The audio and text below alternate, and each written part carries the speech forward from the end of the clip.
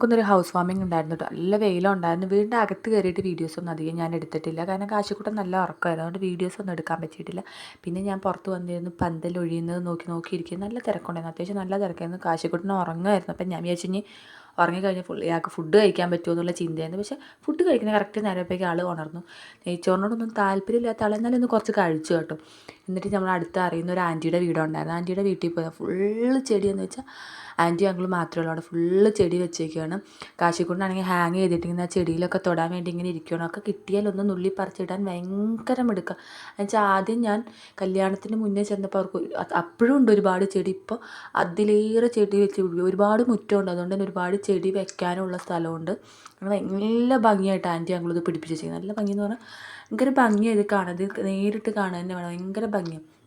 രാവിലെ എണീക്കുമ്പോഴേക്കൊരു കോടം മൂടിയിട്ടുള്ള സ്ഥലം നല്ല ഭംഗി. അപ്പോൾ ഞാൻ പോകാൻ ഇറങ്ങിയപ്പോൾ കാശിക്കുട്ടിൻ്റെ അമ്മൂമ്മയും വരുന്നില്ല. ആൻറ്റീനോ അങ്കിളിനോട് വർത്തമാനം പറഞ്ഞ് ഭയങ്കര ഇരിപ്പാട്ടോ അവിടെ. അപ്പോൾ ഇന്നത്തെ ഇവിടെ എത്തുള്ളൂ. ടാറ്റാ.